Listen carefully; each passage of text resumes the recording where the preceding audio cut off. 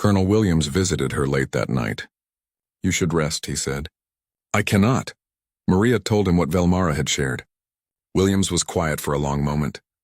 "We always wondered why humans survived on Earth when so many species went extinct. Stronger animals died out, faster ones disappeared, but humans kept going. We were not the best at anything specific, but we were good enough at everything. Jack of all trades, master of none." Maria quoted the old saying, "But better than a master of one," Williams finished. "That is the rest of that quote. People always forget the second part." He put a hand on her shoulder. "Whatever happens tomorrow, Earth is proud of you. You have shown the galaxy that humanity belongs here, that we are worth being noticed." "I just hope I can show them how to survive," Maria replied. Dawn came to Vraxis Prime with warning sirens. The scourge had been detected on long-range sensors closer than expected. The station went to alert status. Ships began evacuating non-essential personnel, though it was clearly too late to save everyone. In the Colosseum, a smaller crowd gathered. Many had fled or were preparing to flee, but some stayed to watch the final trial. Perhaps they hoped that seeing a warrior face a simulated scourge would help them understand how to fight the real one. Maria entered the arena alone. The other candidates had been eliminated. It was just her now, one human against the simulation of an enemy that had terrorized the galaxy for millennia. The adjudicator appeared, its glow dim with worry. "Candidate Santos, this is the final trial. You will face a Class 3 Scourge entity, simulated from historical combat data. Survive for 10 minutes and you win. Defeat it and you achieve perfect victory. There is no shame in—" Alarms blared across the station. Emergency lights flashed red. A voice boomed through every speaker in every language. "This is not a drill. The Void Scourge has breached the outer hull. All personnel proceed to evacuation stations. This is not a drill." The Colosseum erupted in panic. People ran for the exits. Ships could be heard launching from the docking bays. Through the observation windows, Maria could see explosions blooming against the station's shields. Archon Velmara's voice cut through the chaos, speaking directly to the arena. "Sergeant Santos, the trial is suspended. Proceed to evacuation immediately." Maria looked up at the observation deck where Velmara stood. Then she looked at the arena floor where the simulation equipment waited, inactive. She made a decision. "No," Maria said into her communicator. "Activate the simulation." "What?" "Sergeant, we must evacuate. If the scourge is here, then we need to learn how to fight it right now, not later. The simulation might teach us something. Activate it." Velmara was silent for only a moment. Then she spoke to the technicians. "Do it. Activate the simulation." The arena floor opened. Darkness emerged, and within that darkness something moved. The simulated scourge entity rose from below, and even though Maria knew it was not real, every instinct screamed at her to run. It looked like living shadow mixed with wrongness. Its shape constantly shifted, flowing between forms that should not exist in three-dimensional space. Eyes opened and closed across its surface. Mouths formed and spoke in languages that hurt to hear. Maria raised her rifle and fired. The bullets passed through the entity as if it were not there. It had already adapted, making itself intangible. She threw a grenade. The explosion should have destroyed it. Instead, the entity absorbed the energy and grew slightly larger. It attacked, a tendril of darkness lashing out. Maria barely dodged. Where the tendril touched the ground, the metal floor corroded instantly. She tried her knife. It cut through the entity, but the wound closed immediately. Biological weapon? It adapted. Fire? The entity simply flowed around it. Electricity. It absorbed and redirected it back at her. Every attack Maria tried, the scourge adapted to within seconds. This was what Velmara had meant. You could not fight it with any single method. You had to keep changing. Maria dropped her rifle and pulled out her medical scanner. She used it to analyze the entity's energy signature, then recalibrated it to emit a disruptive frequency. The entity recoiled. For 3 seconds. Then it adapted and the frequency no longer bothered it. Maria switched tactics. She used chemicals from her medical pack to create a flashbang effect. The entity was stunned. For 2 seconds. She was running out of tools. Running out of ideas. The entity had adapted to everything she tried. It was learning her patterns, predicting her actions. She needed to stop being predictable. Maria started doing things that made no tactical sense. She sang loudly while dodging. She threw her empty medical pack at it, then immediately threw dirt, then fired her sidearm at the ceiling to rain debris down on it. She screamed insults in 3 languages. She did a cartwheel. The entity hesitated, confused by the chaotic behavior. It had adapted to every weapon, every tactic, but it could not adapt to absolute randomness. Maria kept changing. She used her combat knife as a hammer. She used her belt as a whip. She broke pieces off the arena floor and threw them. She used her own blood from a cut on her arm to mark symbols on the ground that meant nothing but looked intentional. She pretended to use abilities she did not have, making the entity waste time adapting to threats that did not exist. She was fighting like humanity had always fought, with creativity and desperation, with whatever was at hand, with no fixed strategy. The 10-minute timer reached 0. Maria had survived, but she did not stop, because outside the arena, the real scourge was tearing through Vrax's prime, and her people needed to see how to fight it. She kept changing, kept adapting, kept being unpredictable, and slowly, impossibly, the simulated entity began to weaken. It had adapted to so many different attacks that it had lost coherence. It could not be intangible and solid at the same time. It could not absorb energy and be vulnerable to physical damage simultaneously. It had become everything, and in becoming everything, it had become unstable. Maria saw the opening. She used the last trick she had left. Something so simple the entity would never expect it. She stopped moving, stood perfectly still, and waited. The entity attacked, all its adapted forms at once, a mass of contradictory abilities striking together, and it tore itself apart from the inside. The simulation ended. The entity dissolved. Silence filled the Colosseum. Then Velmara's voice filled with wonder. She defeated it. The human defeated it. Through the speakers came the sounds of fighting throughout the station. The real scourge was here, and now, thanks to Maria, the galaxy had seen how to fight it. Not with strength, not with technology, with constant, chaotic, impossible-to-predict change. Maria sat in her quarters staring at the wall. Tomorrow would be the final trial. She had made it further than anyone expected, further than she had expected herself. But now came the real test. A chime at her door interrupted her thoughts. "Come in," she called. The door opened and an unexpected visitor entered. Archon Velmara, the ancient council member, moved slowly into the room. Her gray skin seemed to glow faintly in the dim light. Behind her came a younger assistant carrying a datapad. "Sergeant Santos," Velmara said, her voice gentle despite her authority. "I hope I am not disturbing you." Maria stood quickly. "Of course not, Archon. Please sit." Velmara lowered herself into a chair with the care of someone whose bones had grown tired over centuries. "I came to speak with you before the final trial. There are things you should know, things the Council has kept secret for too long." The assistant activated a holographic projector. Images filled the air between them. Ancient texts, battle reports, scientific data. The Sentinel scanner was not created just to choose warriors for political trials, Velmara began. "That was how we used it, yes, but it was not its true purpose. The precursors built it to find something specific, a trait they called infinite adaptation potential." Maria looked at the swirling symbols in the hologram. "I do not understand. Let me explain by showing you something." Velmara gestured and the hologram changed. It showed a battle from thousands of years ago. A species Maria did not recognize fought against the Void Scourge. They used massive energy weapons, the kind that could destroy planets. The Scourge entities absorbed the energy and grew stronger. The hologram shifted to another battle. A different species used biological warfare, engineered viruses designed to destroy at the molecular level. The Scourge adapted and became immune within hours. Another battle. Advanced technology that could manipulate time itself. The Scourge learned to exist outside normal time flow. Do you see the pattern? Velmara asked. Every time we fought the Scourge with a specific strategy, it adapted. It learned. It became immune to that method of attack. The more specialized and powerful the weapon, the faster it adapted. Maria felt cold understanding wash over her. "So using our best weapons makes it stronger." "Exactly," Velmara nodded. "The only times the Scourge was successfully driven back were by species who could adapt faster than it could. Species who never used the same tactic twice. Species who could fight with anything and everything." The hologram showed a strange insect-like species fighting the Scourge with what looked like primitive tools, but they changed tools constantly. Rocks became spears, became fire, became traps, became poison. The Scourge tried to adapt but could not keep up with the constant changes. These were the Qitari, Velmara said quietly. They are extinct now, but they held off the scourge for 3 years.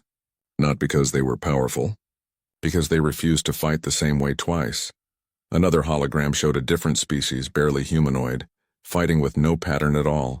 They used technology, then abandoned it for physical combat, then switched to psychological warfare, then environmental manipulation. Complete chaos, the Vryn Collective. They survived 5 scourge incursions before their star went supernova. They had no single military doctrine. Every warrior fought completely differently. Velmara leaned forward, her ancient eyes fixed on Maria. The scanner is not looking for the strongest species. It is looking for the most adaptable. The species that can change what it is at a moment's notice. The species with no fixed nature. Maria thought about the trials, about how she had won each one by refusing to fight the way others expected, by using tools in ways they were not designed for, by becoming unpredictable. Humans, Velmara said, evolved on a world with extreme environmental variations. You had to adapt to survive. You are generalists in a galaxy of specialists. Every other species has evolved for a specific niche. Kryn for strength, Nexians for computation, the Shadewalkers for stealth. But humans? You have no special ability except the ability to learn any ability. The assistant spoke for the first time. Our analysis of human history shows constant adaptation. You invented tools, then discarded them for better ones. You developed thousands of different cultures, languages, fighting styles. You never settled into one way of being. That is why the scanner chose you, Velmara said. Not because you are strong. Because you are everything and nothing at the same time. You can be whatever you need to be. Maria absorbed this information. It made sense in a way that was both encouraging and terrifying. The final trial. What will it be? Velmara's expression turned grave. You will face a simulated scourge entity, a small one created from historical data. It will be the most dangerous thing you have ever encountered. How do I fight it? That is the question every species asks, Velmara replied. And every species that asks it the same way fails. There is no how. There is no strategy that works. You simply fight, and when it adapts, you change. And when it adapts to that, you change again, faster and faster until either you win or you cannot change anymore. She stood to leave, her assistant helping her up. At the door, she paused. Sergeant Santos, one more thing. Our sensors detected the scourge entering the outer system 3 hours ago. It is moving faster than our projections suggested. It will reach Vraxis Prime sometime tomorrow. Maria felt her blood run cold. During the trial? Possibly before it. The Council is debating evacuation, but there are 5 million beings on this station. We cannot evacuate them all in time. Velmara looked at Maria with something like hope in her ancient eyes. If the scanner is right about you, about humanity, then perhaps you can show us how to fight what is coming. Not in a simulation, but in reality. After Velmara left, Maria could not sleep. She paced her small quarters, thinking about everything she had learned. About adaptation and change. About being unpredictable. About having no fixed nature. The third trial began the next day. They were given 12 hours to rest and prepare. Maria spent most of that time studying her medical pack, taking inventory of supplies. She had used some during the maze, treating minor cuts and checking herself for injuries. Lieutenant Chen visited her in her quarters. You are doing well, he said. Better than anyone expected. I am barely keeping up, Maria replied honestly. Vale and the hive mind are ahead of me in points. One mistake and I am eliminated. You have not made mistakes. You have made adjustments. Chen sat down across from her. That is what we do, right? Humans adapt. We might not be the fastest or the strongest, but we figure things out. Maria smiled slightly. I hope the next trial rewards figuring things out. The third trial was called the Pit of Endurance. They were taken to a hostile environment chamber, a massive enclosed space with its own artificial atmosphere. The adjudicator explained the rules. You will survive here for 72 hours. You have only what you carry. The environment is hostile. Water is contaminated. Food sources are scarce. Predatory creatures hunt these grounds. Those who survive the full duration advance. Those who fail to endure are eliminated. They were released into the chamber one by one, spread across different starting locations. Maria found herself in a rocky area with thin, toxic atmosphere. Her suit's sensors showed high radiation levels and temperature extremes. At night it would drop below freezing. During the day it would be hot enough to cause heat stroke. She watched the holographic countdown. 72 hours, 3 days. The other candidates had advantages. The hive mind's drones could enter sleep mode and conserve energy. Kratos could enter a form of suspended animation, barely using resources. The Nexian had built-in recycling systems. Maria was just human. She needed water, food, sleep, and protection from the environment. Her suit could filter air, but it had limited battery life. Her rations would last maybe 48 hours if she was careful.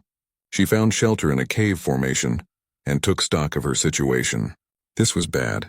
The physically superior species would have major advantages here. Their bodies were more efficient, more resilient. But then Maria remembered her training. Humans had evolved on Earth, a planet with wildly varying environments, deserts and tundras, jungles and mountains. Humanity had spread across their entire world by learning to survive anywhere. Her species had invented endurance hunting. Ancient humans would chase prey for hours, sometimes days, until the animal collapsed from exhaustion. Not because humans were faster, because humans could keep going longer. Humans were persistence predators. Maria rationed her supplies carefully. She found water seepage in the cave and used her medical scanner to test it, mostly safe after filtration through her suit's emergency system. She found insects that her scanner identified as non-toxic. Not pleasant to eat, but protein was protein. When predatory creatures came near, she did not fight them. She scared them away with fire, made from chemical reactions in her medical pack. She used her suit's limited power only when absolutely necessary, manually regulating her temperature instead. The first night was brutal. She was cold, hungry, and uncomfortable. The second day was worse. She was exhausted and sore. But she kept going.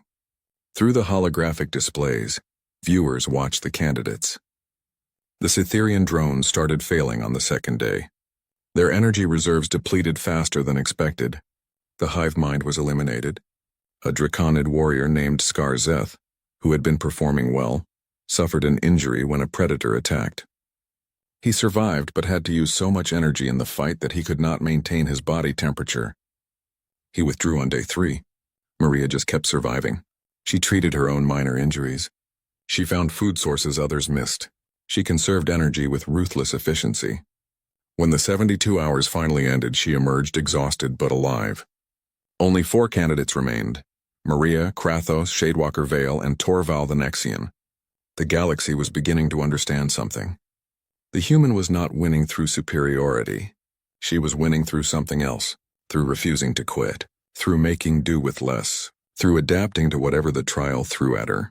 In the viewing stands, Archon Velmara watched with ancient eyes that had seen thousands of candidates over her lifetime. She turned to her aide. "Send a message to the deep space sensors.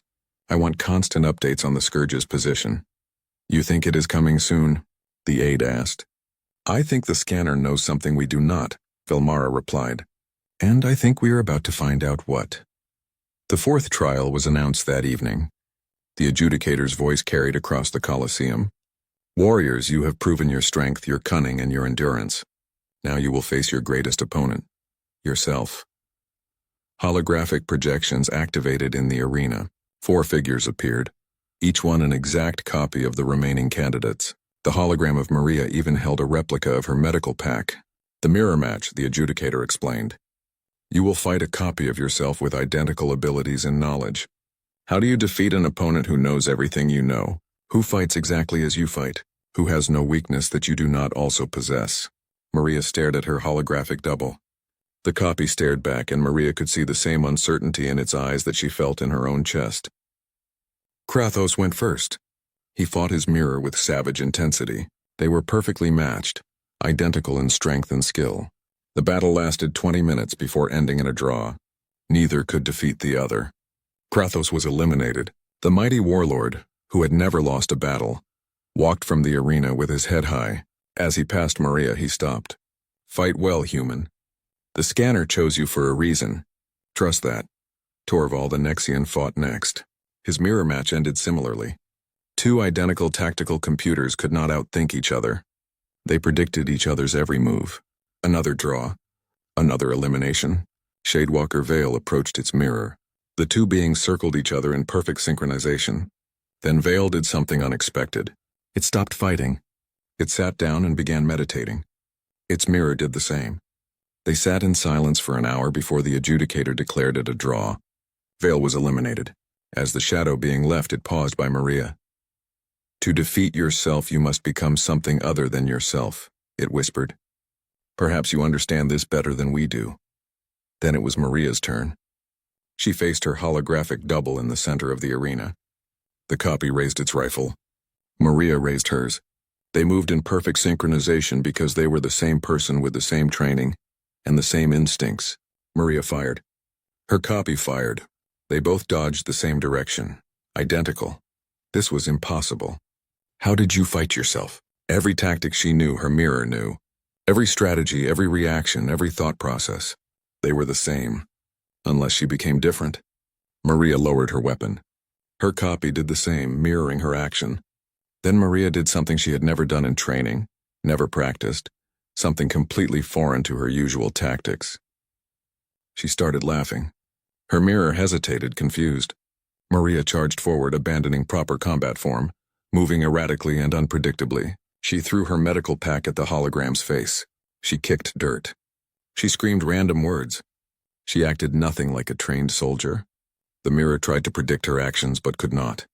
Maria was deliberately being chaotic, abandoning everything she had learned, fighting in a way that made no tactical sense.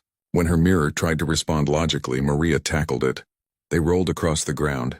Maria was fighting like a child in a playground brawl, all wild emotion and zero technique. Her mirror, programmed to fight like Maria normally fought, could not adapt to this absolute abandonment of discipline. Maria got her knife against the hologram's throat. The copy flickered and disappeared. Trial complete. The arena was silent. Then applause erupted from the human delegation. Others joined in slowly, stunned by what they had witnessed. The adjudicator's voice boomed out. Candidate Santos advances. The final trial will commence tomorrow. Maria stood alone in the center of the arena, breathing hard, her uniform covered in dirt. She had defeated herself by becoming someone else, by refusing to be predictable, by being impossible to understand. And deep in space, the void scourge crossed into the outer reaches of the galaxy, its arrival no longer weeks away but hours. The viewing platforms were packed with spectators as the second trial began. Word had spread throughout Vraxis Prime about the human who defeated the combat automatons without actually fighting them. Some called it cleverness, others called it cheating. But the rules had never said the automatons had to be defeated in a specific way. Maria stood with the remaining candidates in the preparation area. 8 had started. All 8 had passed the first trial, though she had taken the longest time. The others had won through pure combat ability. She had won through improvisation. Shadewalker Vale drifted closer to her. It was difficult to look at directly. Its form seemed to shift and blur, like smoke trying to hold a shape. When it spoke, its voice sounded like whispers layered on top of whispers. You fight strangely, human. Maria was not sure if that was an insult or an observation. I fight with what I have. What you have is less than everyone here. The Shadewalker tilted its head in a way that seemed almost curious. Yet you advance, interesting. Before Maria could respond, the adjudicator appeared. Warriors, the second trial will test your ability to navigate danger and survive hostile environments. You will enter the maze of shadows. Reach the center before time expires. The maze contains traps and hostile entities. Some of you will not emerge. The entrance to the maze opened, a dark doorway in the arena wall. It looked like a mouth waiting to swallow them. You will enter one at a time, the adjudicator continued. Your time begins when you cross the threshold. Fastest completion advances with the highest score. Failure to reach the center results in elimination. They drew lots for order. Shadewalker Vale went first, naturally. The being seemed excited if Maria was reading its body language correctly. A maze of shadows was its perfect environment. It disappeared into the darkness and holographic displays showed its progress to the watching crowd. Vale moved through the maze like water flowing downhill. It phased through walls when needed, slipped past traps and avoided hostile creatures by becoming intangible. It reached the center in 8 minutes. Next went a Nexian warrior named Torval. More machine than organic now. He used advanced sensors to map the maze and calculate the optimal path. 12 minutes, Krathos simply smashed through obstacles. The maze's traps barely slowed him down. His armored body shrugged off attacks that would have killed others. 14 minutes, but only because he took the most direct path, which was not the fastest. The hive mind split its drones into search parties, mapping every passage simultaneously. When one found the correct path, they all converged on it. 11 minutes. Then it was Maria's turn. She stepped into the maze and darkness swallowed her immediately. Emergency lights provided bare minimum visibility. The walls were close, oppressive. She could hear things moving in the shadows ahead. Maria took a breath and started forward. She had no ability to phase through walls like Vale. No advanced sensors like the Nexians. No armor like Kratos. She had her eyes, her ears, and her training. Medical training taught you to read signs. A patient's symptoms told a story if you knew how to listen. Temperature, pulse, breathing, skin color all provided information. The body always told you what was wrong if you paid attention. An environment could tell a story too. Maria moved carefully, watching everything. She noticed that air pressure changed near traps. The breeze shifted direction at intersections. Temperature variations indicated which passages led toward the maze's center, which was warmer due to concentrated power sources. When she encountered her first hostile entity, a mechanical creature that lunged from the shadows, she reacted on instinct. Her combat knife found the joint in its neck plating, not because she was a great fighter, but because she knew anatomy. Even machines had vulnerable points, places where critical systems were exposed. She read the maze like a diagnosis. This passage had stale air leading to a dead end. This intersection showed foot traffic patterns in the dust indicating the correct path. The walls here were warmer, meaning she was getting close to the center's power core. Twice she nearly triggered traps. Once she avoided a hostile entity by finding a side passage it could not fit through. She was slower than the others, more cautious, but she kept moving forward. When she finally reached the center, sweaty and breathing hard, the timer showed 19 minutes. She had placed third. Not great, but enough to advance. She emerged from the maze to find the other candidates waiting. Some looked at her with new respect. Others still seemed dismissive. She had survived, but barely. Adequate, Kratos rumbled. His deep voice carried no emotion. You are weaker than the others, but you compensate with observation. Thank you, Maria said, unsure if he meant it as a compliment. The arena floor opened, revealing a massive pit below. You will face waves of combat automatons. Defeat them to advance. Fail, and you are eliminated. One by one, they were called forward. Maria watched as the others fought. They were incredible. Kratos tore through automatons with pure strength, his claws rending metal like paper. Shadewalker Vale phased through attacks and struck from impossible angles. The hive mind's drones moved like a swarm of metal insects, overwhelming everything. Then they called her name. Maria descended into the pit. The walls rose up around her, trapping her inside. 50 automatons activated, their eyes glowing red. They were humanoid in shape, made of reinforced alloy, armed with energy weapons. They attacked. Maria fired her rifle. The bullets bounced off their armor. She might as well have been throwing stones. An automaton raised its weapon to fire at her. She dove behind cover, her heart pounding. This was impossible. She could not fight these things with her equipment. She was going to fail in the first trial. There had to be a way. She looked at her medical scanner. It was designed to interface with alien biologies, to read and understand different species' systems. But systems were systems. Biology, technology, they all had patterns. Maria activated the scanner and pointed it at the automatons. Data flooded her display. Network protocols. Targeting systems. They were all linked together, sharing information. A network could be hacked. One of the automatons lay damaged where Kratos had fought before her. Maria ran to it, sliding under energy fire. She pulled open its chest panel and connected her medical scanner to its core processor. The scanner was not meant for this, but Maria had spent years learning how to make medical equipment do things it was not designed for. Field medicine required improvisation. She found the network connection, found the command protocols, and sent a single, simple instruction to all 50 automatons. Target hostiles. Then she changed the definition of hostile to include each other. The automatons turned on one another. They fired, struck, destroyed. Within 90 seconds, all 50 lay in smoking ruins. Silence filled the arena. Then the adjudicator's voice boomed out. Trial complete, candidate Santos advances. Above, in the viewing stands, the galaxy watched in stunned disbelief. The human had not won through strength. She had won through thinking. And somewhere in dark space, the void scourge drew closer. The council chamber was chaos. Representatives from hundreds of species shouted at each other across the circular room. Translators struggled to keep up with the flood of angry words in dozens of languages. At the center, Maria stood alone on a raised platform, feeling very small. This is an insult. The Kryn ambassador slammed his claws on his podium. My people have won the trials 5 times. Our warriors are legendary. How can the scanner choose a human over Commander Zethrock? The scanner has chosen, the elderly council member said firmly. Her name was Archon Velmara, and she had served on the council for 200 years. In 10,000 years it has never been wrong. Then perhaps 10,000 years is long enough for it to break. A Nexian representative's mechanical voice cut through the noise. Humans are barely capable of interstellar travel. They have no significant military victories. Their bodies are weak. This must be a malfunction. Maria wanted to argue, to defend her species, but Colonel Williams had told her to stay silent unless directly addressed. She watched the argument spiral around her, feeling like a stone that had been thrown into a calm pond. A voice like singing crystals spoke up. It belonged to Representative Shardek of the Shardborn. I propose we test the scanner. Bring other candidates. See if it accepts them now that it has chosen the human. An excellent suggestion. Archon Velmara agreed. Bring forward more candidates. For the next hour, warriors approached the scanner again.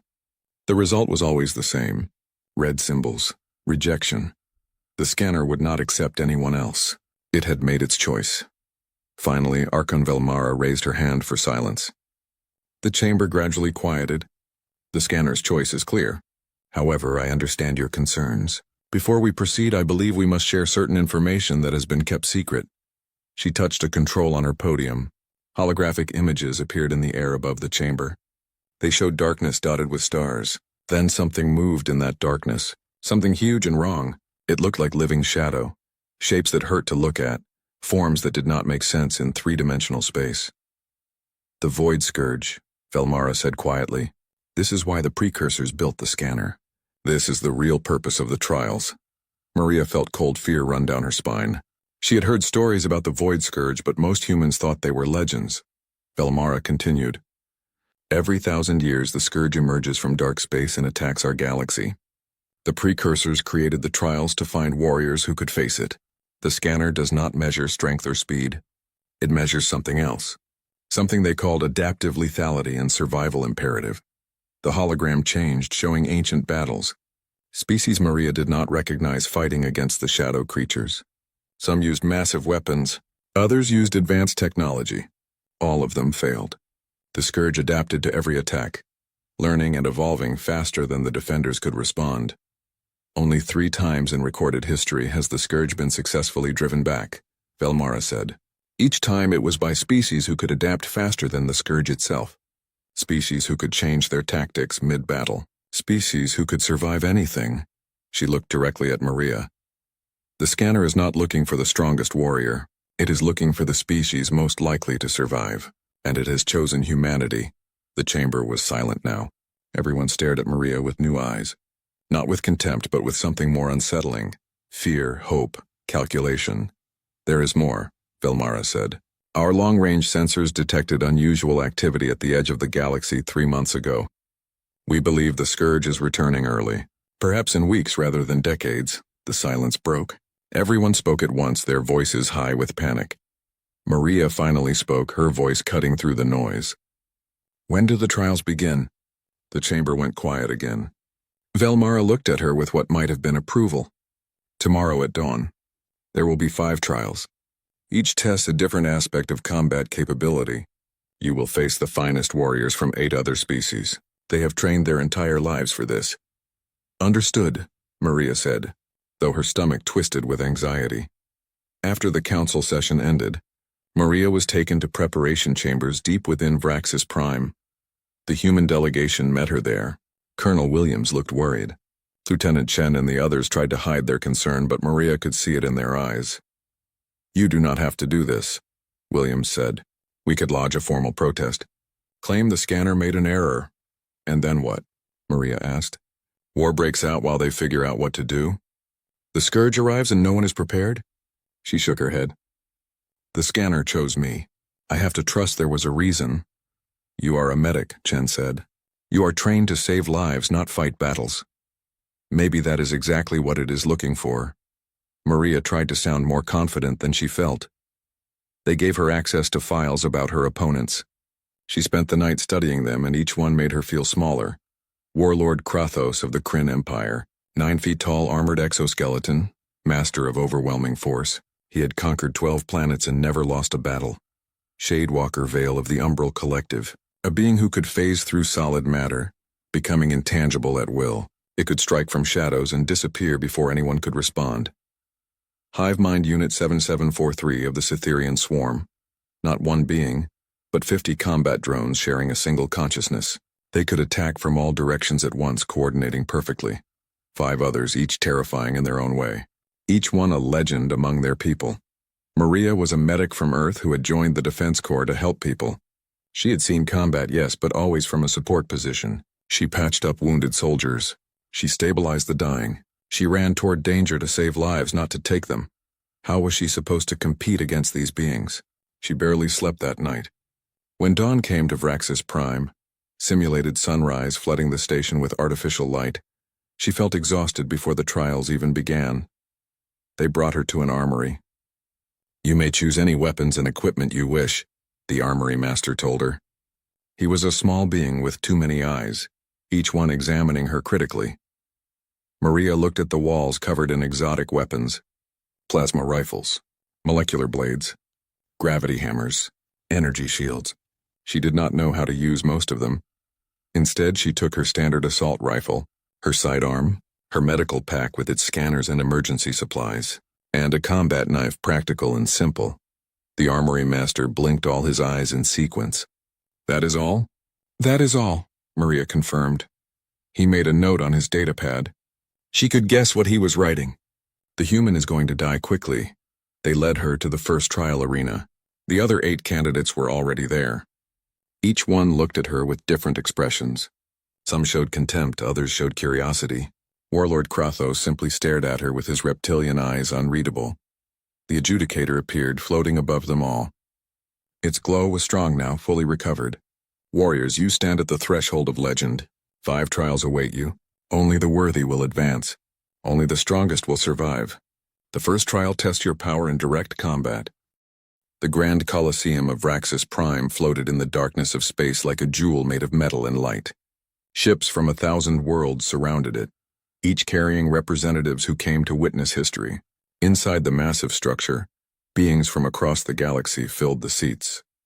They spoke in hundreds of languages, their voices creating a sound like rolling thunder. Commander Zethrock stood before the Sentinel scanner. His scales gleamed under the bright lights.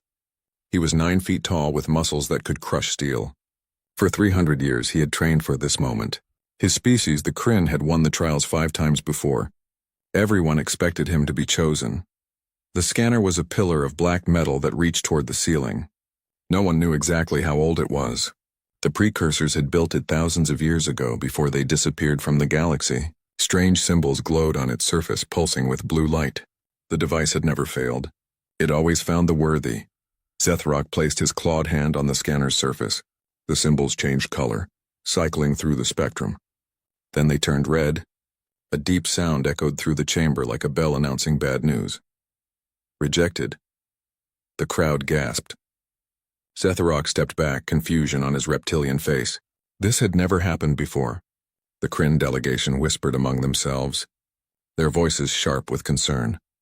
The adjudicator, a floating being made of pure energy, spoke in a voice that everyone could understand regardless of their language. Next candidate, please approach. A warrior from the Arachnis Collective came forward. She had 8 limbs and a body covered in natural armor. Her neural combat net could process battle information faster than any computer. She touched the scanner, red symbols. The rejection sound. One by one they came forward. The Shardborn sent their champion, a being made of living crystal who could reshape matter with thought alone. Rejected.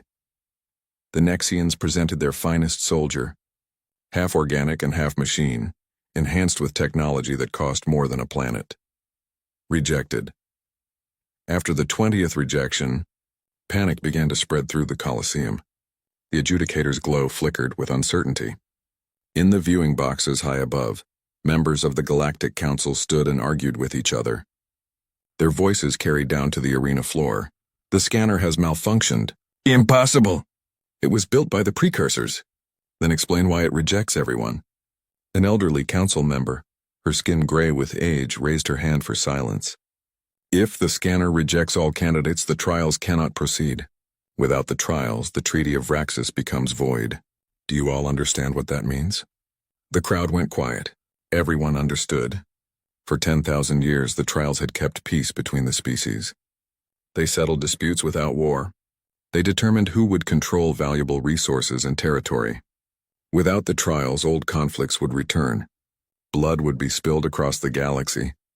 In the back section of the Colosseum, far from the expensive seats, the human delegation sat quietly. There were only 12 of them. Humans were new to galactic society. They had achieved faster-than-light travel only 50 years ago. Most species viewed them as primitive, weak, and strange. Sergeant Maria Santos sat with her teammates from Earth's Unified Defense Corps. She was 32 years old, with dark hair pulled back in a practical bun. Her uniform was simple compared to the ornate armor and weapons carried by other species warriors. She was a combat medic, trained to save lives rather than take them. "This is bad," Lieutenant Chen whispered beside her. "If the trials fail, there will be war. Earth is right in the middle of 3 different territorial disputes." Maria nodded. She had studied the political situation during the long journey to Vraxis Prime. Humanity's solar system sat at the intersection of 3 major powers' claimed territories. Only the trials kept those powers from fighting over it. Below, more candidates approached the scanner. All were rejected. Some were rejected so quickly that the scanner's symbols barely had time to cycle through their colors. The greatest warriors in the galaxy, beings who had conquered planets and commanded fleets, all heard the same sound of rejection. After 2 hours, every species had presented at least one candidate. None had been accepted. The adjudicator's glow had dimmed to almost nothing. This session will adjourn while the council determines the appropriate course of action. The crowd began to disperse, but slowly. No one wanted to leave. Everyone knew they were witnessing something unprecedented, possibly catastrophic. Maria watched as the various delegations gathered in worried clusters.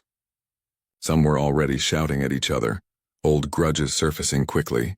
The Kryn and the Nexians looked ready to fight right there in the Colosseum. "Someone should try," Maria said quietly. "What?" Lieutenant Chen looked at her. "Someone should try the scanner. All of us. Every species should send every person they brought. Maybe the scanner is looking for something specific that we haven't seen yet. The council didn't ask for that. The council is too busy arguing about protocols." Maria stood up. "Permission to approach the scanner, sir?"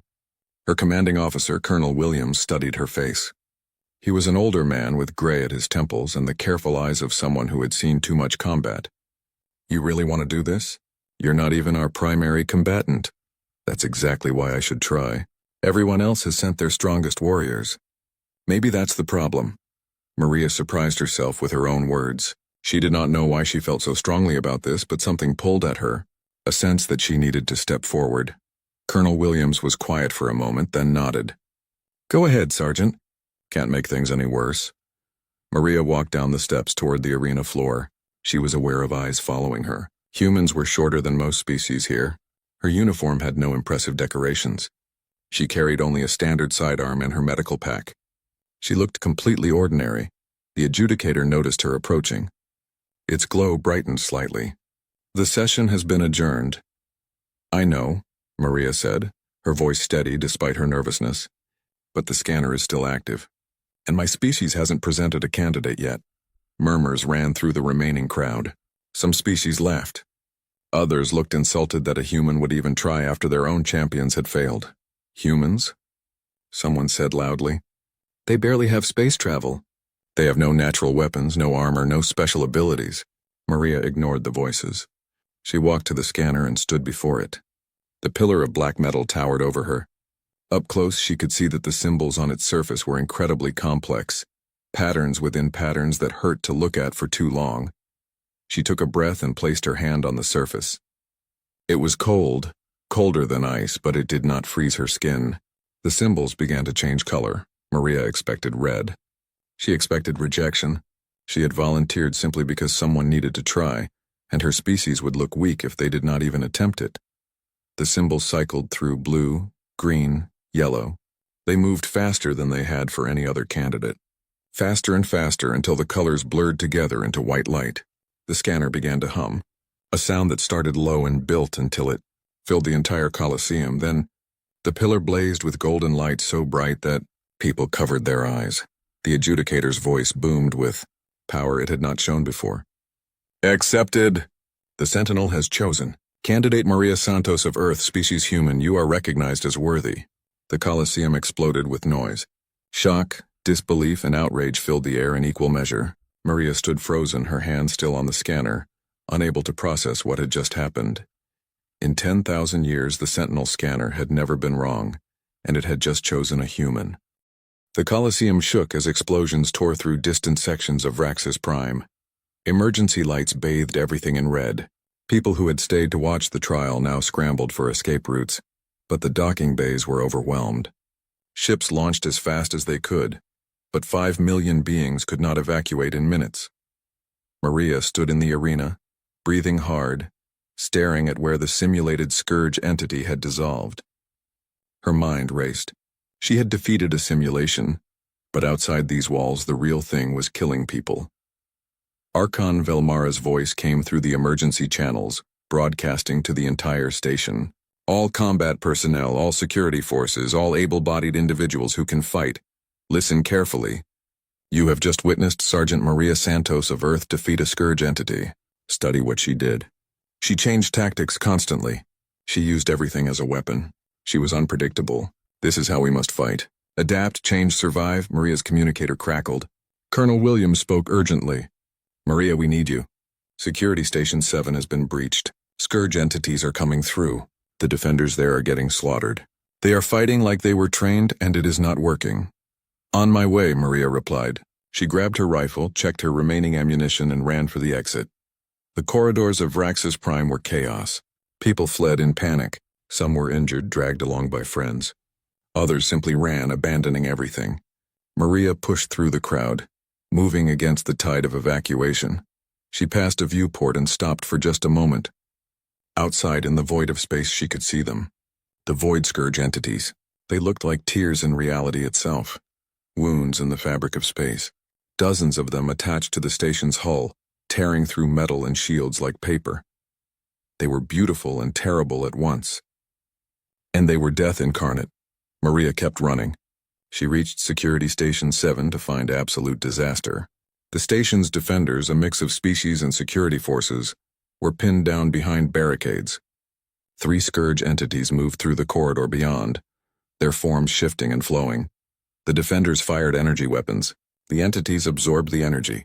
They fired kinetic rounds. The entities became intangible. They threw grenades.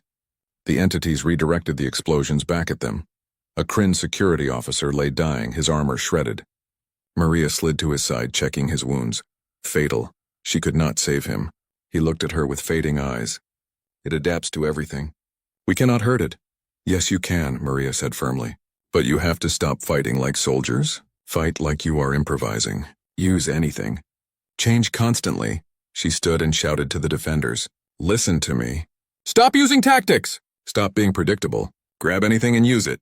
When it adapts, switch to something else immediately. A Nexian defender shouted back. That makes no sense. We need coordinated fire, proper formation, and that is why you are losing. Maria interrupted. It adapts to coordination. Be chaos, be random, she demonstrated. She fired her rifle at the nearest entity. It phased to intangibility. She immediately dropped the rifle and grabbed a fire extinguisher off the wall, spraying chemical foam. The entity solidified to resist the chemical and became vulnerable. A defender's kinetic round hit it before it could adapt again. The entity recoiled, wounded. See? Maria yelled. Keep changing. The defenders began to understand. A Draconid grabbed a maintenance tool and threw it. A Nexian hacked into the lighting system and started flashing lights randomly. An Arachnus used her natural webbing to create obstacles, then immediately switched to electrical discharge. The Scourge entities tried to adapt, but every time they did, the defenders had already switched to something else. The fight became chaotic, disorganized, effective. One entity fell, its form destabilizing. Then another. The third one retreated, flowing back through the breach it had entered from. The defenders stared in shock. They had won. It was messy, undisciplined, and completely contrary to their training, but they had won. Spread the word, Maria told them. Tell every defender on the station. Change tactics constantly. Use anything as a weapon. Be unpredictable. She moved to the next breach, then the next. At each location, she found defenders fighting the way they had been trained and losing. She taught them what she had learned. Be chaos, be change, be impossible to predict. Word spread through the station's communication channels. Defenders started adapting. A Shard-born engineer realized he could reshape the station's structure itself, creating obstacles that changed every few seconds. A group of Scytherian drones abandoned their hive-mind coordination and started acting independently, each using different tactics. At Breach Point 12, Maria found Warlord Krathos fighting alongside a mixed unit of defenders. The mighty Kryn warrior was using tactics Maria had never seen before. He would start with his claws, switch to a beam weapon, then grab debris and throw it, then suddenly charge with pure physical force. The human way of fighting, Krathos called out when he saw her. It feels wrong, undisciplined, but it works. Keep at it, Maria replied, helping to barricade the breach. You are doing great. Shadewalker Vale appeared from the shadows, its form flickering. I have been observing. The Scourge cannot maintain adaptations to more than 7 or 8 different attack types simultaneously. If we exceed that threshold with rapid changes, it destabilizes. Spread that information, Maria said. 8 different attacks in quick succession. That is the key. More defenders arrived, including Torval the Nexian. His mechanical voice carried new determination. I have analyzed the pattern. We need coordination, but not predictable coordination. Random teams using random tactics in random order. They organized a defense that was organized chaos. Teams would form, attack with multiple different methods, then dissolve and reform with different members using different tactics. No pattern for the Scourge to learn, no strategy to adapt to. The tide of battle began to turn. Slowly the Scourge entities were pushed back, but there were so many of them, and the station's defenders were exhausted. People were dying. Sections of the station were being sealed off as life support failed. Maria worked for hours, moving from breach to breach, teaching defenders, treating wounded, organizing chaotic defense strategies. She was exhausted beyond anything she had ever experienced. Her medical supplies were gone. Her weapons were empty. She was fighting with improvised tools in pure desperation. At Breach Point 23, a massive Scourge entity broke through. It was larger than the others, more complex. It must have been adapting as it came through the station, learning from all the battles before it. It was ready for the chaos tactics. It shifted through defensive forms faster than the defenders could change attacks. Maria watched defenders fall. This entity had learned too much. It was countering everything they tried. An idea formed. If the entity had learned from all the previous battles, it expected chaos. It expected rapid changes. It expected unpredictability. So Maria did the opposite. She walked directly toward the entity. No weapon, no tool. Just walking, steady and predictable. The entity paused, confused. This was not the pattern. Where was the chaos? Where were the rapid changes? Maria kept walking. Slowly. Steadily. Predictably. The entity attacked with a tendril of darkness. Maria did not dodge. She let it hit her, but at the last moment she grabbed it. Her hands closed around the essence of the Scourge itself. It felt like holding frozen fire, like touching the void between stars. Pain shot through her arms, but she held on, and she did not let go. The entity tried to adapt, tried to phase intangible, but Maria held on, tried to burn her. She held on, tried to freeze her. She held on, because humans were endurance hunters. Humans were the species that simply refused to let go. Other defenders saw what she was doing. They attacked the entity from all sides while it was focused on Maria. 8 different attacks, 10, 12. More than it could adapt to while also trying to free itself from Maria's grip. The entity destabilized. Broke apart, dissolved, Maria collapsed. Her hands were burned and frozen at the same time. Medics rushed to her. Aliens using their own medical knowledge to stabilize her. Someone gave her water. Someone else wrapped her hands. Archon Velmara's voice came through the station-wide communication. The Scourge is retreating. They are pulling back from the station. We have held. Vraxis Prime survives. Cheers erupted through the corridors. People who had been fighting for their lives suddenly embraced each other. Species that had been enemies for centuries hugged and celebrated together. They had survived. Maria was taken to medical bay. Her injuries were serious but not life-threatening. As she lay in the recovery bed, leaders from across the galaxy came to see her. Representatives from species she had never met. Warriors she had fought beside. Council members who had doubted her. Warlord Krathos bowed his head to her, a gesture of deep respect among his people. You taught us to fight without honor, without discipline, without pride.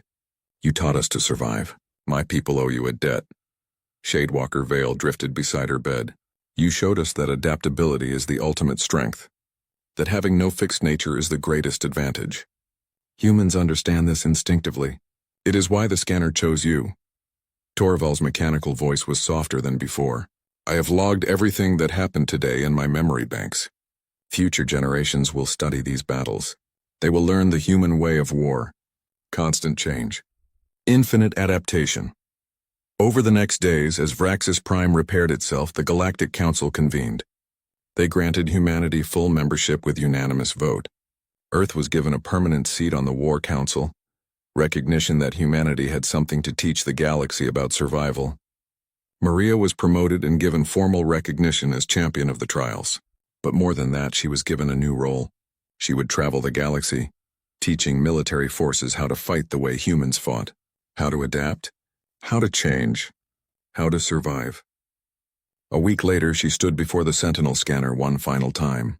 Archon Velmara stood beside her. The scanner knew, the ancient being said quietly. Somehow it knew that humanity possessed exactly what we needed. Not strength or speed or technology, but the ability to be anything, to use anything, to adapt to anything. Maria placed her hand on the scanner. The symbols glowed warmly, a confirmation and approval. My species is not special, she said. We are just survivors. We evolved on a world that tried to kill us 1,000 different ways, so we learned 1,000 different ways to survive. That, Velmara replied, is exactly what makes you special. Every other species specialized in one survival strategy. Humans specialized in specializing. You are the generalists in a galaxy of specialists. And when facing something that adapts to everything, the generalist who can do everything becomes the specialist you need. Maria looked at the scanner, this ancient device that had recognized something in humanity that humanity itself had not fully understood. What happens when the scourge returns? It will come back eventually. When it does, we will be ready, because you taught us how to fight it. More than that, you taught us how to think about fighting, not as a ritual, not as a doctrine, but as constant adaptation. Humans will help lead that defense.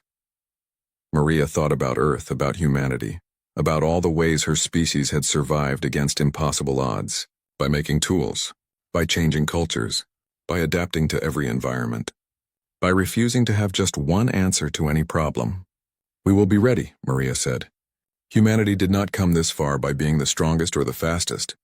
We came this far by being too stubborn to die and too creative to quit. The scourge can adapt to any weapon, but can it adapt to a species that refuses to be predictable? Can it adapt to people who will fight with rocks one moment and quantum physics the next? She smiled, tired but determined. It chose humanity because we are the species that evolution forgot to give a final form. We are the species that is still changing. And that is exactly what you need against something that learns from patterns. Velmara nodded slowly. The scanner rejected all combatants. Then a human stepped forward and changed everything.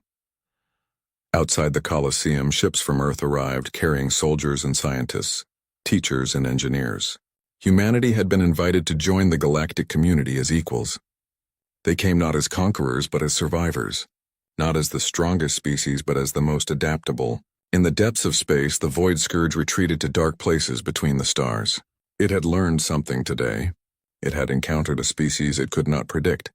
A species that fought without patterns, without fixed tactics, without any single answer.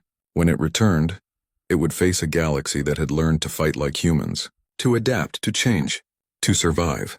Maria looked out at the stars and thought about all the species out there, all the different ways of living and thinking and being. Humanity was just one species among billions. But humanity had something to offer. Not dominance, not superiority, just survival. Pure, stubborn, creative, adaptable survival. The trials were over. The real work was beginning. And humanity was ready to show the galaxy what it meant to refuse to die, no matter what the universe threw at you, to face every challenge by becoming whatever you needed to be, to survive not by being the best at any one thing but by being good enough at everything. That was the human way. And now it would be the galactic way too, because the scanner had chosen. And the scanner was never wrong. The council chamber on Sanctuary Prime had never been so quiet. Representatives from 47 different species sat in their assigned seats, their various forms of breathing creating a strange symphony of sounds. Some had gills that pulsed, others had multiple lungs. A few didn't breathe at all. But today, all of them sat in silence as they watched the holographic display at the center of the massive room. The predecessor stood before them, his ancient body barely holding together. His species had walked the galaxy for over 1,000,000 years, watching civilizations rise and fall like waves on a shore. They had seen everything. They had warned the galaxy about threats before, and they had always been right. But today, the council members looked uncomfortable. They shifted in their seats. They whispered to each other through their translation devices. "You must listen," the predecessor said, his voice crackling with age. "We have been watching a species in the outer arm. On a planet they call Earth, these beings, these humans. They are different from anything we have encountered." The holographic display changed. It showed a blue and green planet, small and unremarkable, spinning slowly in the darkness of space. Counselor Vex of the Korthax Dominion leaned forward, his scaled face twisted in what might have been amusement. "That primitive world?" Vex said, his voice like grinding stones. "We know of it. They barely have spaceflight. They fight each other with chemical explosives. Why should we care?" The predecessor touched a control and the hologram shifted. Images began to play. Humans fighting in terrible wars, cities burning, weapons that could destroy entire populations being used. The council watched as humans killed each other by the millions over and over throughout their history. "See," Vex said, "primitive and violent. If they ever leave their planet, we will crush them as we have crushed every other warlike species that threatened the peace." But the predecessor was not finished. The images changed again. Now they showed humans rebuilding after their wars. They showed humans creating art and music. They showed humans sending machines to other planets in their system, taking their first careful steps into space. They showed humans saving animals from extinction, even animals that served no purpose for them. "You do not understand," the predecessor said. "Watch more carefully." The hologram showed a human city that had been destroyed by a natural disaster. Within days, humans from across their entire planet arrived to help. They pulled survivors from collapsed buildings. They gave food and shelter to strangers. They worked until they collapsed from exhaustion, then got up and worked more. Another image appeared. A human spacecraft had failed and the crew was going to die. The images showed the crew's last messages to their families. They were not angry. They were not begging for their lives. They were telling their loved ones that the mission was worth it, that others would continue, that giving up was not an option. "Every species reaches for the stars," Counselor Zara of the Lirani said, her crystalline voice chiming softly. "What makes these humans special?" The predecessor's eyes, old beyond measure, looked at each council member in turn. "They advance faster than any species we have ever recorded. What takes other species 10,000 years, they accomplish in 1,000. What takes other species 1,000 years, they accomplish in 100, and they never stop. Even when they fail, even when they die, they never stop trying." He pulled up more data. Charts and graphs filled the air, showing humanity's technological progress over just the last few centuries. The lines on the graphs went up at angles that should have been impossible. "But there is something more dangerous than their innovation," the predecessor continued. "They bond with anything. They make companions of other species on their planet, animals that they call pets. They create emotional connections to plants, to places, to ideas, and when something threatens what they have bonded with, they become unstoppable." The hologram showed a human settlement being attacked by a predatory animal. A single human, barely armed, fought the creature to protect children that were not even his own. The human died, but the children lived. "They are also unpredictable," the predecessor said. "Every other species follows patterns. You can predict what a Korthax will do because honor demands certain responses. You can predict what a Lairani will do because logic demands certain choices. But humans, they make decisions based on emotion, on intuition, on concepts they call hope and faith. They change their minds. They break their own rules when they think the situation requires it. Counselor Vex stood up, his massive form towering over his seat. Then they are unstable. Dangerous, yes, but also weak. A species that cannot follow its own rules will tear itself apart. We have seen it before. No, the predecessor said firmly. That is exactly what makes them so dangerous. They do not tear themselves apart. They argue, they fight, they disagree violently with each other, but then they come together when threatened from outside. And they remember. They hold grudges for generations. If you harm them, they will come for you. If you harm someone they care about, they will come for you. And they will not stop until they have satisfaction. The council chamber filled with noise as representatives began talking to each other. Some laughed at the warning. Others looked concerned. A few began calling up their own data on this Earth planet, wanting to see for themselves. The predecessor raised his hand for silence. We are dying, he said simply. My species will be gone within a generation. But before we go, we wanted to warn you one last time. We have watched these humans carefully. We have studied them. We have run simulations. In every scenario where humans develop faster than light travel and encounter other species, the galaxy changes. Sometimes for the better, sometimes for the worse, but it always changes. They are a force of nature and they are coming. How long? Asked Counselor Maya of the Peaceful Confederacy, her voice filled with genuine worry. The predecessor consulted his data. At their current rate of advancement, perhaps 500 of your standard years, perhaps less if they are motivated, perhaps more if they destroy themselves first, though we calculate only a 17% chance of self-destruction. Vex laughed, a harsh sound like rocks breaking. 500 years? Predecessor, with respect, in 500 years we will have expanded our territory 3 times over. If these humans appear, they will find the Korthax Dominion waiting. They will learn to bow or they will learn to die.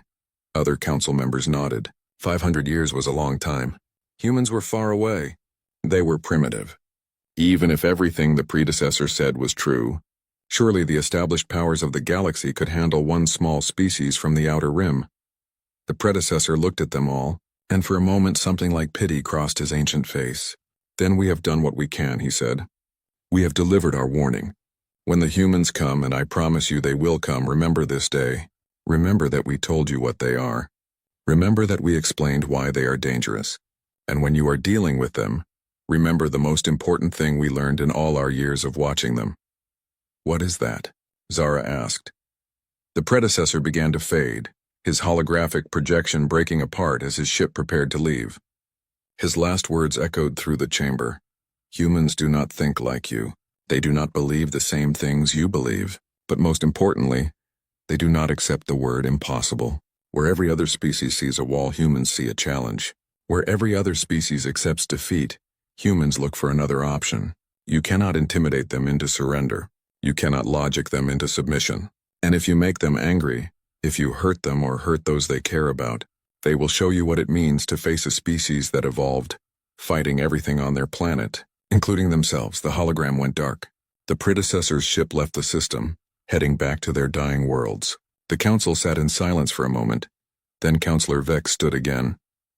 I move that we file this warning in the archives and continue with our regular business, he said.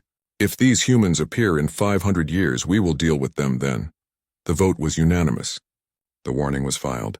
The council moved on to other matters, and in a deep storage facility on Sanctuary Prime, an artificial intelligence marked the file with a special tag, one that would trigger if anyone ever mentioned the word humans in an official report. But the AI was old, and the bureaucracy was complex, and everyone forgot about the warning from the predecessors. After all, 500 years was a very long time, and Earth was very far away. The galaxy went about its business, never knowing that the countdown had already begun. Captain Sarah Chen stood on the bridge of the colony ship Odyssey, watching the stars streak past through the viewing screen. Behind her, 3,000 colonists slept in suspended animation, dreaming of the new world they would call home. The ship was humanity's first attempt at a permanent settlement beyond their own solar system. It had taken them 470 years since the predecessor's warning, But humans had finally developed faster than light travel. Sarah was proud. She was scared. She was excited. Her crew had trained for 10 years for this mission. They knew everything that could go wrong, and they had backup plans for the backup plans. That was the human way. Plan for the worst, hope for the best, and never give up. The navigation officer, Marcus Liu, looked up from his console with a frown. "Captain, we have a problem. There's a ship approaching. Big one. Military configuration." Sarah felt her heart speed up, but she kept her voice calm. "Red alert. Wake up the senior staff. Marcus, can you identify them?" "Working on it," Marcus said, his fingers flying across the controls. "They're broadcasting something. Translating now. They call themselves the Korthax Dominion. They're ordering us to stop and prepare to be boarded." Sarah had read everything humanity had managed to learn about alien species in the 2 years since they had first detected alien signals. The Korthax were bad news, warriors, conquerors. They believed strength was everything and showed mercy to no one. "Send a response," Sarah said. "Tell them we're a peaceful colony ship. Tell them we didn't know this was their territory. Ask for permission to pass through or to find an alternate route." Marcus sent the message. The response came back in less than a minute. "They say all space belongs to the strong," Marcus reported, his face pale. "They say we are weak. They say we will submit or be destroyed." Sarah looked at her senior staff as they arrived on the bridge. They all knew what this meant. First contact with aliens, and it was going to be a fight. She thought about the 3,000 sleeping colonists below. Families, children, scientists and teachers and farmers who just wanted a chance at a new life. "Evasive maneuvers," she ordered. "Full power to the engines. Maybe we can outrun them." The Odyssey lurched forward, but the Korthax ship was faster. It fired a weapon that struck their engines, not destroying them, but crippling them. The colony ship went dead in space. "They're docking with us," Marcus said. "Captain, what do we do?" Sarah made a decision. "Get everyone out of suspended animation. Now. I don't care if it's dangerous. Wake them all up, then get every piece of equipment that can be used as a weapon. Tools, welding torches, anything. If they want to take this ship, we're going to make them pay for it." The docking clamps connected with a metal clang that echoed through the ship. Sarah and her crew waited near the airlock, holding improvised weapons. Behind them, colonists were waking up, confused and frightened, but getting ready to fight. The airlock opened. Korthax warriors poured in, huge and covered in scales like armor. They carried weapons that crackled with energy. Their leader stepped forward, looking at the humans with something like contempt in his yellow eyes. "I am Commander Vex Kor of the Korthax Dominion," he said through a translation device. "You are now property of the Dominion. You will work in our mines until you die. Your ship and everything on it belongs to us. Do not resist, and your deaths will be quick when you are no longer useful." Sarah stepped forward. She was small compared to the Korthax, barely reaching his chest, but she stood straight and looked him in the eye. "I am Captain Sarah Chen of Earth," she said. "These are my people. This is our ship, and we don't belong to anyone." Vex Kor laughed, a sound like thunder. "Your people? Look at them, weak, soft, you have no claws, no natural armor, no weapons that can hurt us. You are prey trying to act like predators." "We're human," Sarah said. "That means we don't quit. Ever." She pressed a button on the device in her hand. Throughout the ship, alarms began to sound. The Korthax warriors looked around, confused. Sarah smiled, and it was not a nice smile. "That's the self-destruct alarm," she said.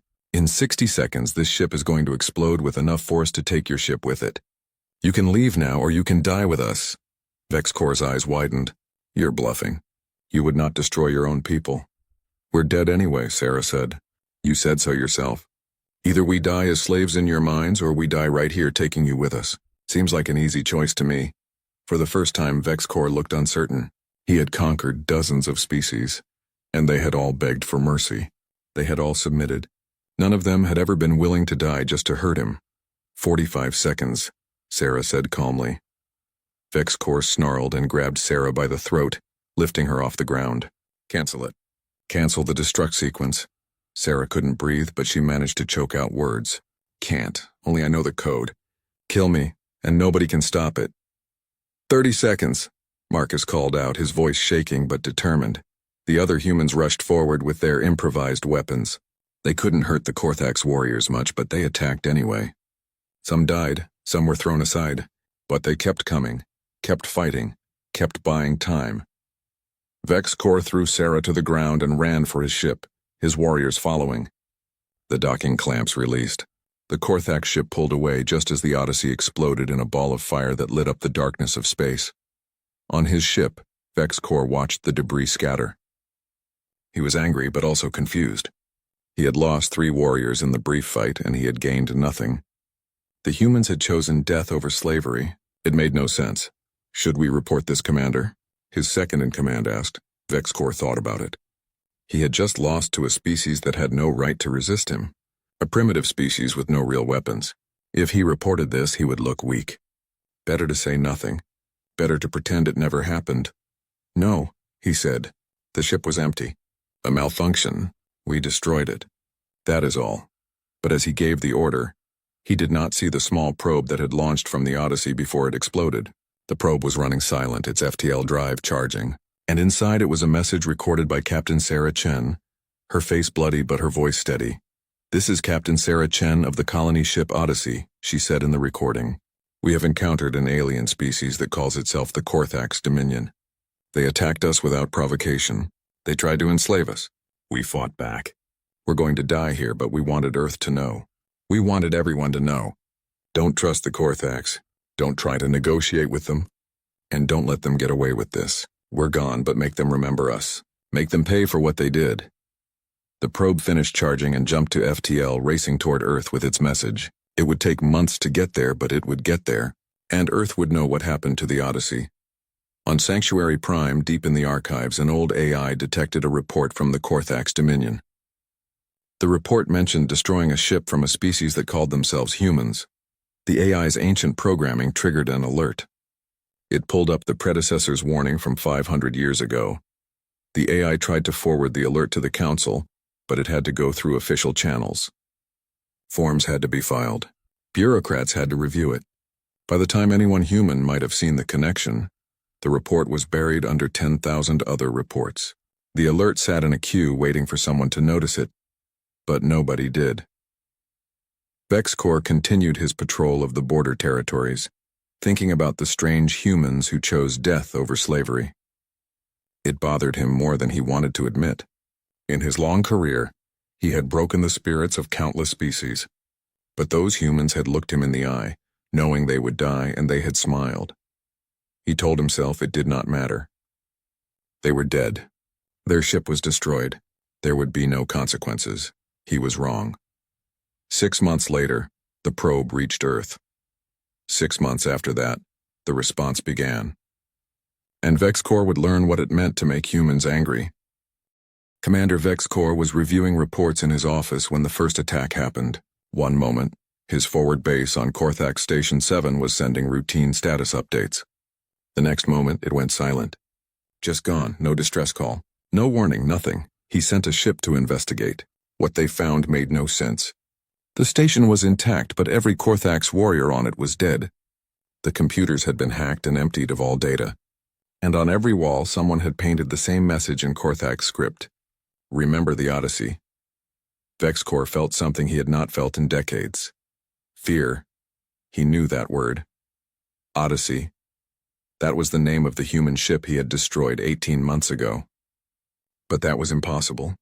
All the humans had died. He had watched their ship explode. The attacks continued. Over the next week, 12 Korthax military outposts went dark. Always the same pattern. No warning. Clean kills. Data stolen. And always that message. Remember the Odyssey. The Korthax Dominion called an emergency meeting. Vex-Core was forced to admit what he had done, that he had encountered humans and destroyed them. The High Command was furious, not because he had killed humans, but because he had not reported it properly. Now they were under attack and had no idea what they were facing. How many ships did these humans have? The Grand Commander demanded. 1, Vex-Core admitted. A colony ship. No weapons. They should not have been able to do this. But they were doing it. And it was not just the attacks that frightened the Korthax. It was how the humans fought. They did not challenge the Korthax to honorable combat. They did not announce their presence. They struck from the shadows and disappeared. They used tricks and deception. They fought without honor, and the Korthax did not know how to respond. Then came the broadcast. Every Korthax communication system on every world, suddenly showed the same image. It was the recording from the Odyssey. The galaxy watched as Captain Sarah Chen explained what happened. They saw Vex Corps demand slavery. They saw the humans choose death instead. They saw the explosion. After the recording ended, a new face appeared. A human male in a military uniform, his eyes hard and cold. "My name is Admiral James Okafor of the United Earth Fleet," he said. "You have seen what the Korthax Dominion did to our people. They attacked civilians.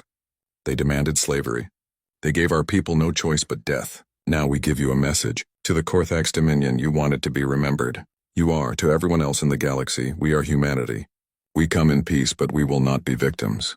We will defend ourselves. We will defend others who cannot defend themselves. And we will make sure that what happened to the Odyssey never happens again." The broadcast ended. The galaxy erupted in chaos.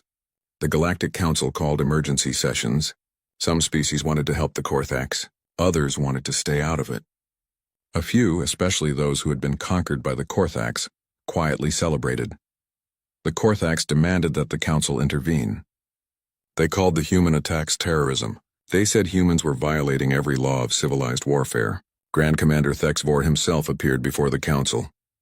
"These humans fight without honor," Thexvor said. "They hide in the darkness. They strike at military targets but use propaganda to turn others against us. They do not follow the rules of engagement. They must be stopped before they destabilize the entire galaxy." The Council agreed to summon Earth's representative. They expected someone who would apologize, who would ask for mercy, who would negotiate. They got Admiral James Okafor instead. Okafor walked into the Council chamber like he owned it. He did not bow. He did not show deference. He looked at the assembled species like they were equals, not his superiors. "Admiral Okafor," Councilor Zara said, her crystal voice trying to sound stern. "You stand accused of attacking the Korthax Dominion without proper declaration of war. You stand accused of terrorism and violations of the Galactic Convention on Warfare. What do you say to these charges?" Okafor smiled, and it was not a friendly smile. "I say you should have listened to the predecessors." The council chamber went silent. Several councilors looked confused. But in the back, an old archivist suddenly stood up, her face pale. "The warning," she whispered. "The 500-year-old warning about humans." Okafor nodded. "That's right. The predecessors told you we were coming. They told you what we are, and you ignored them. You filed their warning away and forgot about it. Well, we're here now, and everything they said was true." Grand Commander Thexvor stood, his massive form radiating anger. "You admit to the attacks, then?" "Of course," Okafor said calmly. "Your commander, Vex Corps, destroyed our colony ship. He tried to enslave 3,000 civilians, including children. When they refused, he killed them all. So yes, we responded. We hit 12 of your military bases. Only military bases. We killed only soldiers. We did not touch your civilians. We did not demand slavery. We did not ask for surrender. We simply showed you that actions have consequences. You violated the conventions of war," Thexvor said. "You did not declare war.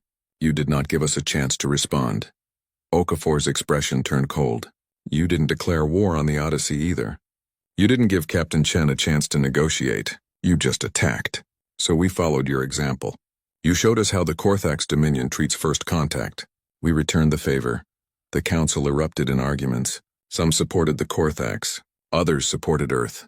Many just wanted the whole situation to go away. While they argued, the old archivist pulled up the predecessor's warning and projected it in the center of the chamber. The council members fell silent as they watched the ancient message, seeing for the first time what had been sitting in their archives for 5 centuries. "They bond with anything," the predecessor's voice echoed. "And when something threatens what they have bonded with, they become unstoppable. They hold grudges for generations," the voice continued. "If you harm them, they will come for you. They do not accept the word impossible. Where every other species sees a wall, humans see a challenge." Councillor Vex, descendant of the councillor who had dismissed the warning so long ago, stood up slowly. "This cannot be," he said. "One species cannot be so different." But in the following weeks, the council learned that humans were exactly as the predecessors had predicted. Human diplomats arrived and began negotiating trade deals. They were friendly, charming, and completely willing to walk away if they did not get fair terms. Other species found this baffling. Everyone else tried to make deals work, to compromise, to avoid conflict. Humans just shrugged and said they would find better partners. Human traders showed up in markets and began offering goods. But they also asked questions. Why did the Zentari use slave labor? Why did the Lirani execute anyone with genetic defects? Why did so many species have rigid class systems where some people were born into poverty with no chance to rise? These questions made people uncomfortable. They had never thought about these things before. It was just how things were. But humans kept asking, kept pushing, kept suggesting that maybe things could be different. Meanwhile, the Korthax prepared for war. They had been embarrassed by the human attacks, but now they knew what they were facing. They gathered their fleets and planned a massive assault on human colonies. They would crush these upstart humans once and for all, but human intelligence was good. Very good. They intercepted Korthax communications. They hacked Korthax computers. They turned Korthax informants. And they learned about the attack before it was launched. They also learned something else. The Korthax were not acting alone. Several council species were secretly supporting them, providing weapons and intelligence. These species saw humans as a threat to the established order and wanted them gone. Admiral Okafor called a press conference that was broadcast across the galaxy. He stood at a podium with graphs and images behind him. "We know about the coming attack," he said simply. "We know which species are helping the Korthax. We know when they plan to strike and where. We are prepared." He paused and looked directly into the camera. "But we want everyone in the galaxy to understand something. We did not ask for this fight. We came in peace. We came to join the community of spacefaring species. But if you insist on war, we will show you what human warfare really looks like." The attacks on the Korthax bases were a message. They were us being polite. If you want to see what happens when we stop being polite, keep pushing. The Korthax, humiliated that their plans had been exposed, accelerated their timeline. They attacked human colonies with everything they had, determined to wipe humanity out before these dangerous beings could spread further. The battle was about to begin. And the galaxy was about to learn why the predecessors had been so frightened of a species that refused to quit. The first human colony to fall was New Terra. 3 million people lived there, building farms and cities on a world that had once been empty. The Korthax fleet arrived with 200 warships expecting an easy victory. What they found was a nightmare. Every civilian on New Terra had a weapon. Every building had been turned into a fortress. The colonists did not run. They did not surrender. They fought street by street, building by building. Children as young as 12 carried ammunition to fighting positions. Elderly grandparents operated defense turrets. Teachers and farmers and shopkeepers became soldiers. The Korthax took the planet, but it cost them 70 ships and 50,000 warriors. Grand Commander Thexvor stared at the casualty reports in disbelief. They had conquered the planet, yes, but at a cost 10 times higher than any previous conquest. And the humans had broadcast everything, showing the galaxy exactly what it took to beat them. "This is acceptable," Thexvor told his officers. "We won. We will take the next colony with more force and fewer losses." He was wrong. The next colony, New Hope, had seen what happened to New Terra. They had learned. They had adapted. The Korthax lost 100 ships before they even reached the surface. And when they landed, they found that the colonists had evacuated the cities and moved into the wilderness, where they fought a guerrilla war that dragged on for months. Across human space, the pattern repeated. Every colony fell, but every colony cost the Korthax more than the last. The humans were learning faster than the Korthax could adapt. They shared tactics instantly across their communication networks. A trick that worked once never worked again, but the colonies were still falling. Humans were dying by the millions. Earth's government faced enormous pressure to surrender, to negotiate, to save what they could. Instead, they sent a message to every human colony: "Hold, we are coming." The Galactic Council watched in horror as humanity mobilized for total war. Every human everywhere became part of the war effort. They built ships faster than should have been possible. They trained soldiers using simulation technology that let them practice for months in what felt like years. They weaponized everything, even civilian spacecraft. The Zentari, a species that valued logic above all else, sent observers to study human command centers. What they saw baffled them. Human commanders made decisions based on intuition, on feelings, on gut instincts. They should have failed. Instead, they won more often than probability said they should. How do you make these decisions? A Zentari observer asked a human general. The general shrugged. I don't know. It feels right. Experience, maybe. Luck sometimes. We call it thinking outside the box. What box? The Centauri asked, confused. Exactly, the general said with a smile. The Lairani, who believed in genetic purity and careful breeding, were shocked to discover that human military units included every variation of human genetics. Tall and short, different skin colors, different body types. The Lairani had spent millennia trying to perfect their species. Humans seem to celebrate their differences.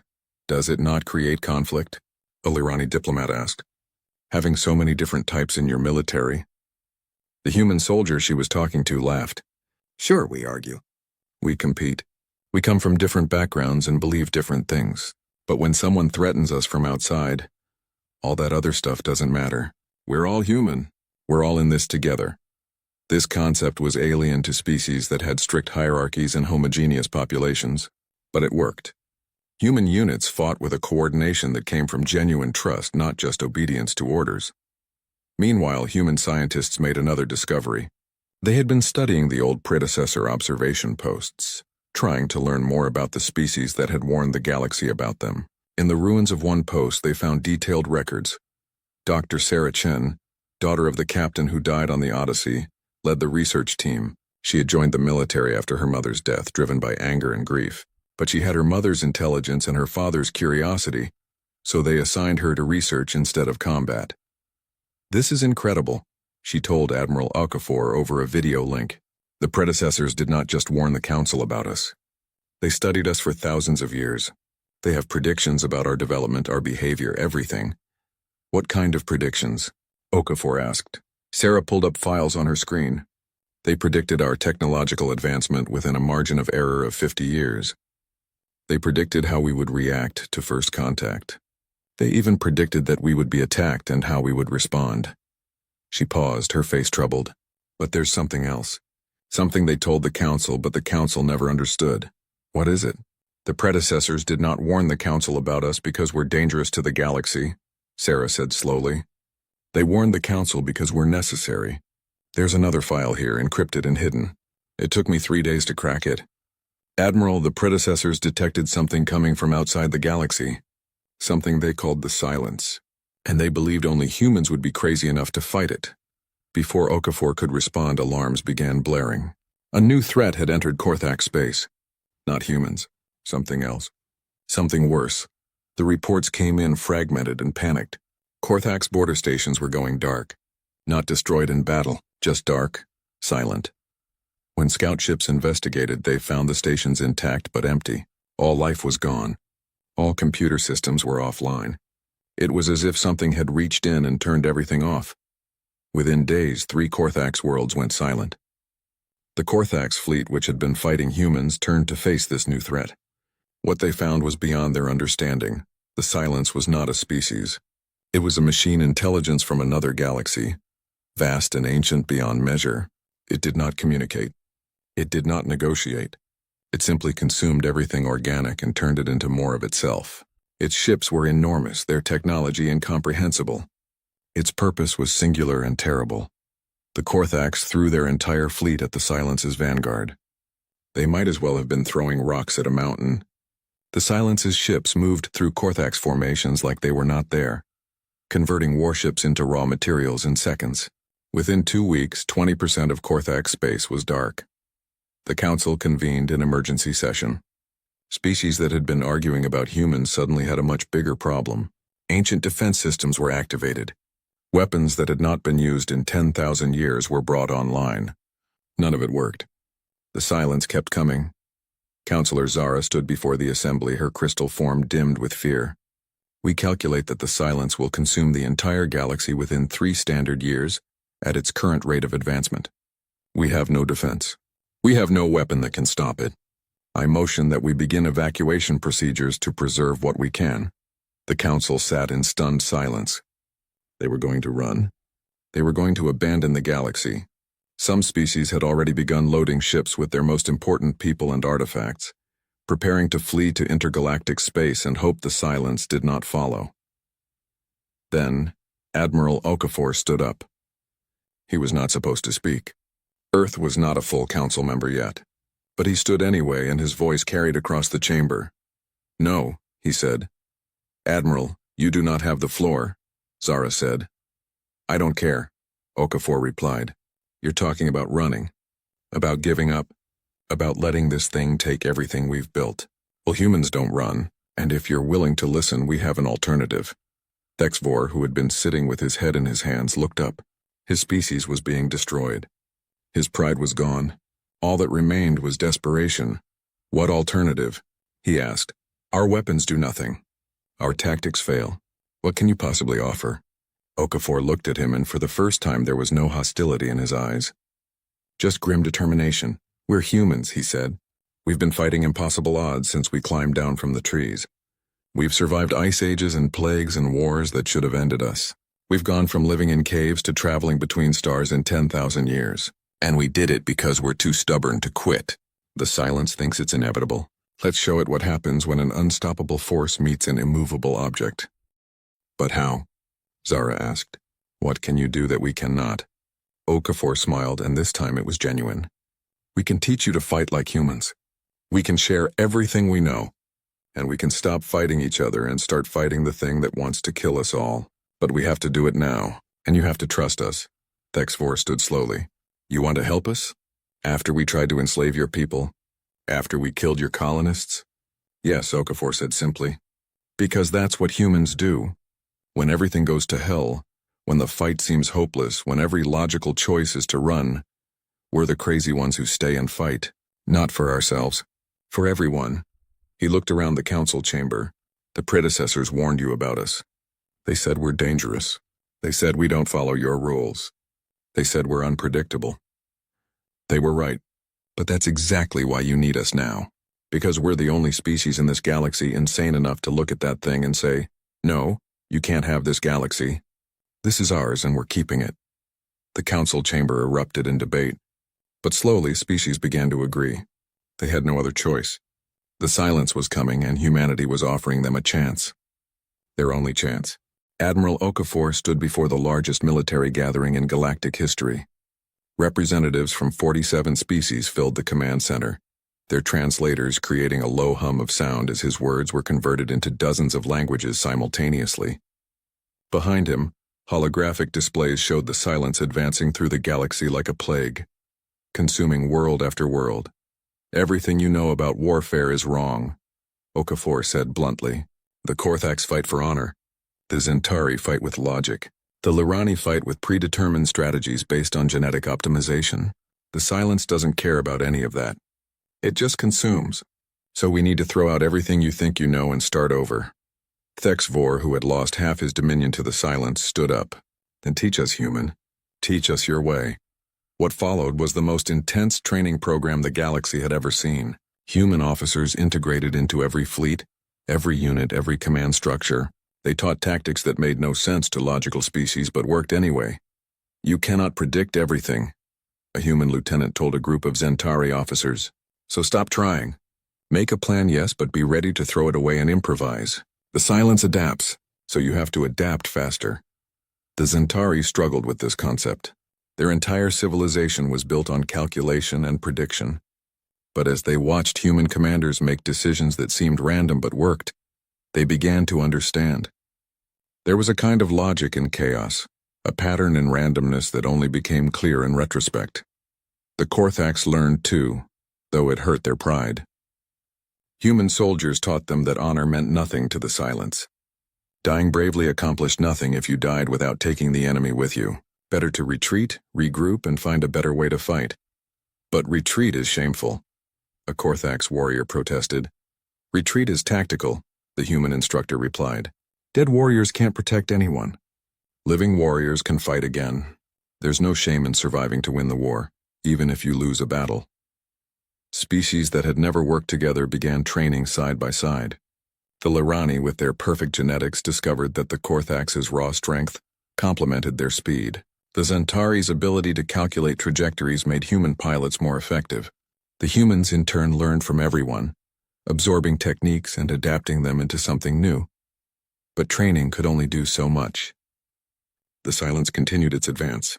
6 months after the emergency council session, 30% of the galaxy was dark.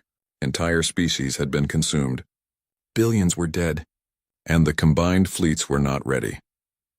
Dr. Sarah Chen worked day and night in the predecessor ruins, trying to find something, anything that could help.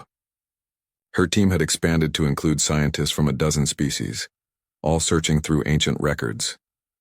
They fought the silence before, Sarah said, staring at the data. The predecessors encountered it in another galaxy millions of years ago. They survived, but barely, and they learned something important. What? Asked her Centauri colleague. The silence is not invincible. It's incredibly advanced, yes, but it has weaknesses. It relies on predictable responses. It has fought thousands of species, and they all responded the same way. They either ran or they fought using conventional tactics. The silence has optimized responses for both. So what do? Sarah smiled, and it was her mother's smile. We do what humans do best. We cheat, we break the rules. We do things the silence has never seen before and can't predict. She brought her findings to Okafor, who immediately called a strategy session with the council military leaders. The plan they developed was insane. It violated every principle of sound military strategy. It required trust between species that had been enemies weeks ago. It demanded sacrifice on a scale that made everyone uncomfortable. If this fails, Thexfor said quietly, we will have gathered our entire remaining strength in one place. The silence will consume us all at once.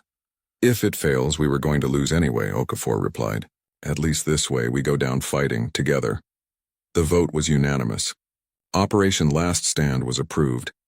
They chose to make their stand at the galactic core, in a region of space where ancient stellar anomalies created gravitational chaos. It was the worst possible place for a space battle. Sensors did not work properly. Navigation was a nightmare. Ships could be torn apart by tidal forces if they got too close to the black holes. It was perfect. Every ship that could fly converged on the core. Military vessels, civilian transports retrofitted with weapons, even old colony ships that had been pulled out of retirement. They brought every resource they had. If they won, the galaxy would survive. If they lost, there would be nothing left to save anyway. The Silence's vanguard arrived 3 days later.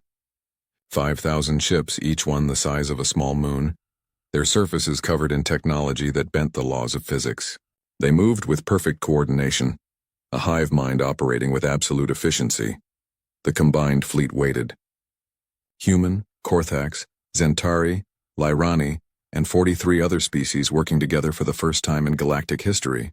The Silence began its standard approach, the same pattern it had used to consume 3 galaxies. Then Okafor gave the order that changed everything. All ships, execute randomization protocol. What followed was beautiful chaos. Ships broke formation and scattered in patterns that made no sense. Some charged directly at the enemy. Others retreated. A few just spun in place, broadcasting nonsense on all frequencies. It looked like panic. It looked like disorder. It was carefully choreographed insanity. The Silence tried to adapt, but adaptation required prediction. And you cannot predict randomness. While it was still calculating responses, human pilots led suicide runs that targeted specific points on the enemy ships, not the obvious weak spots, the weird ones, the places that made no sense to attack. Some of the attacks failed, but enough succeeded. The Silence ships began to falter, their perfect coordination disrupted. For the first time in its existence spanning millions of years, the Silence encountered something it could not immediately counter. Phase 2, Okafor ordered. The scattered fleet suddenly reformed, but not in any tactical formation known to military science. They formed a 3-dimensional spiral that used the gravitational anomalies of the core to slingshot ships at impossible angles.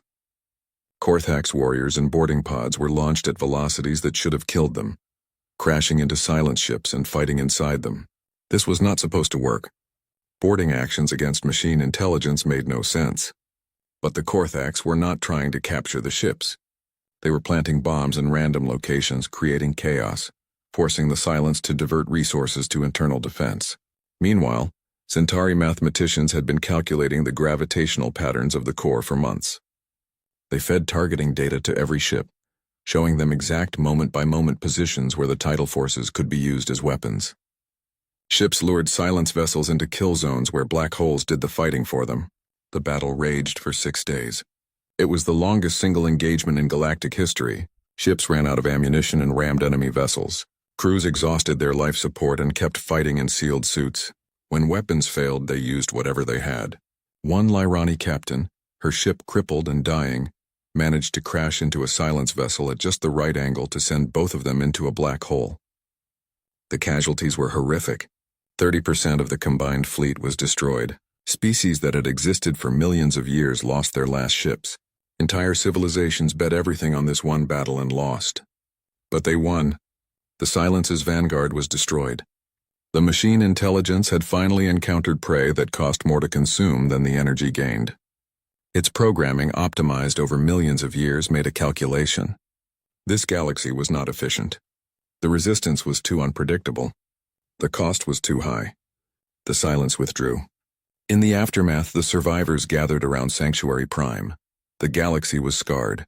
Whole sectors were empty. The death toll was in the trillions. But they had survived. HFY found Okafor in a hospital where the wounded were being treated.